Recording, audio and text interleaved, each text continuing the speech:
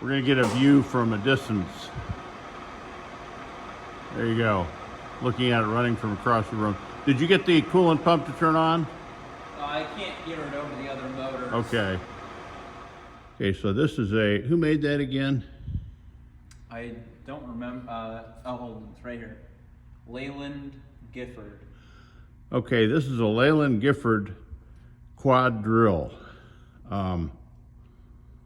There are actually 4 separate drill presses incorporated into one frame, one chassis. Okay, and they have various adjustments for height and so forth. And they can also be set by dial or crank. Show them where that crank is, Justin. For the speed? Yeah, for the speed.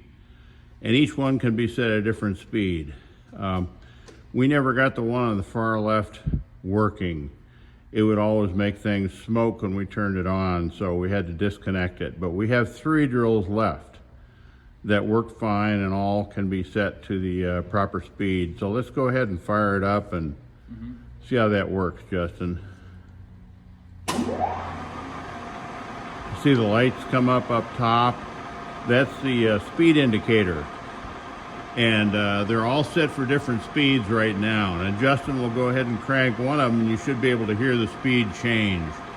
Crank that slow one up, Justin, in the middle there, and see if we can get it to go faster. And okay, that's going slower, isn't it? It stopped. Yeah, it stopped. Okay.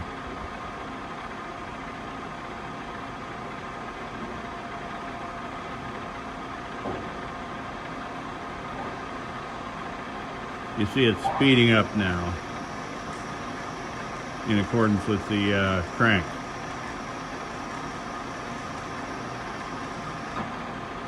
And you could put 4 different size drill bits in each one of these. Well, I think they have a number 2 Morse taper spindle. Yeah. Yeah, looks okay. like it. Number 2 Morse taper spindle on these things. And it's a water-cooled drill. There's a sump in the bottom for coolant. And we don't have any coolant in there right now, but if we want to do a lot of drilling all day long, we'd certainly fill it up with coolant. And there's a coolant pump that's about, what, 1 horsepower in the bottom that will circulate that and give us a spray of coolant under each drill. So that's the Leland Gifford quad drill. I forget the model number of it right now. Anybody's really curious, we can figure that out.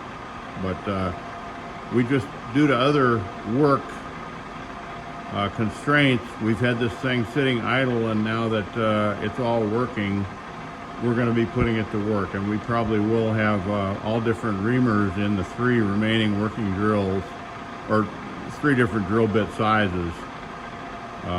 Anyway, so that's it. Anything else we should say about it, Justin? There's Justin.